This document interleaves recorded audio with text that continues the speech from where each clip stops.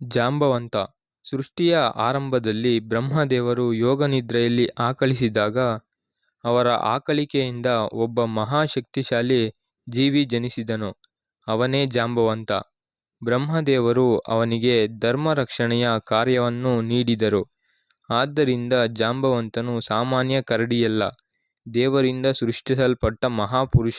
ದೇವರು ಮತ್ತು ಅಸುರರು ಅಮೃತಕ್ಕಾಗಿ ಕ್ಷೀರಸಾಗರವನ್ನು ಮಥಿಸಿದಾಗ ಜಾಂಬವಂತ ಅಲ್ಲಿದ್ದರು. ದೇವತೆಗಳಿಗೆ ನೇರವಾಗಿ ತಮ್ಮ ಶೌರ್ಯವನ್ನು ಪ್ರದರ್ಶಿಸಿದರು.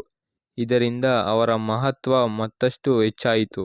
ಶ್ರೀರಾಮನ ವನವಾಸದ ಸಮಯದಲ್ಲಿ ಸೀತೆಯನ್ನು ರಾವಣನು ಅಪಹರಿಸಿದಾಗ ಸುಗ್ರೀವನ ಸೇನೆಯೊಂದಿಗೆ ಜಾಂಬವಂತನು ಕೂಡ ಶ್ರೀರಾಮನ ಸೇವೆಗೆ ಬಂದನು.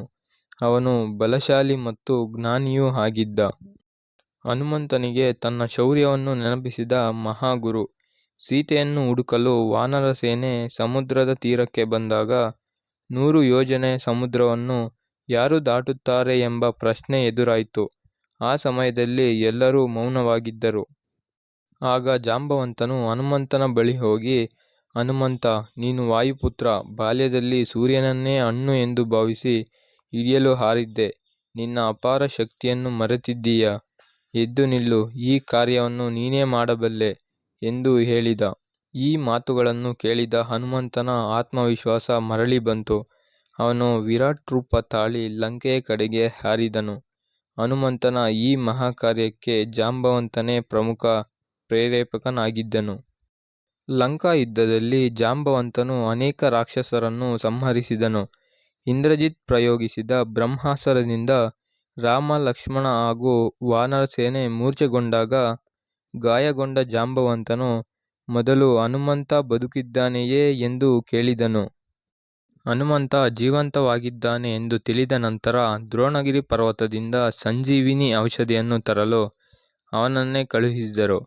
ಹನುಮಂತನು ಪರ್ವತವನ್ನೇ ಹೊತ್ತು ತಂದು ರಾಮ, ಲಕ್ಷ್ಮಣ ಮತ್ತು ವಾನರ ಸೇನೆಯನ್ನು ಉಳಿಸಿದನು. ರಾವಣನ ಸಂಹಾರದ ನಂತರ ಶ್ರೀರಾಮನು ಜಾಂಬವಂತನ ಸೇನೆಯನ್ನು ಕೊಂಡಾಡಿ ಆಶೀರ್ವದಿಸಿದನು. ಜಾಂಬವಂತನು ಧರ್ಮರಕ್ಷಣೆಯ ಕಾರ್ಯವನ್ನು ಮುಂದುವರಿಸಿದನೆಂದು ಪುರಾಣಗಳು ಹೇಳುತ್ತವೆ. ಕಾಲ ಕಳೆದಿತು. ತ್ರೇತಾಯುಗ ಮುಗಿದು ದ್ವಾಪರಯುಗ ಆರಂಭವಾಗುತ್ತದೆ. ಜಾಂಬವಂತನು ಇನ್ನೂ ಬದುಕಿದ್ದನು. ಒಮ್ಮೆ ಜಾಂಬವಂತನು ಕಾಡಿನಲ್ಲಿ ಒಂದು ಸಿಂಹವನ್ನು ಸಂಹರಿಸಿ ಅದರ ಹತ್ತಿರ ಒಂದು ಮಣಿ ಇತ್ತು. ಅದು ಶಮಂತಕ ಮಣಿ. ಆ ಮಣಿಯನ್ನು ಜಾಂಬವಂತನು ತನ್ನ ಗುಹೆಗೆ ತೆಗೆದುಕೊಂಡು ಬಂದನು. ಶ್ರೀಕೃಷ್ಣನ ಮೇಲೆ ಕಳ್ಳತನದ ಆರೋಪ ಬರುತ್ತದೆ, ಶಮಂತಕ ಮಣಿ ಕದ್ದನೆಂದು.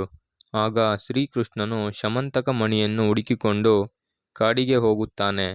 ಆಗ ಶಮಂತಕ ಮಣಿ ಒಂದು ಗುಹೆಯೊಳಗೆ ಕಾಣಿಸುತ್ತದೆ. ಶ್ರೀಕೃಷ್ಣ ಮತ್ತು ಜಾಂಬವಂತನ ನಡುವೆ ಭೀಕರ ಯುದ್ಧ ನಡೆಯುತ್ತದೆ. ಹಲವು ದಿನಗಳ ಕಾಲ ನಡೆದ ಯುದ್ಧದ ನಂತರ ಜಾಂಬವಂತನು ಶ್ರೀಕೃಷ್ಣನೇ ತನ್ನ ಆರಾಧ್ಯ ಶ್ರೀರಾಮನ ಅವತಾರ ಎಂದು ಅರಿತನು. ಕೂಡಲೇ ಶರಣಾಗಿ ಶಮಂತಕ ಮಣಿಯನ್ನು ಹಿಂತಿರುಗಿಸಿದನು. ತನ್ನ ಪುತ್ರಿ ಜಾಂಬವತಿಯನ್ನು ಶ್ರೀಕೃಷ್ಣನಿಗೆ ವಿವಾಹ ಆಗಲು ಹೇಳಿದನು.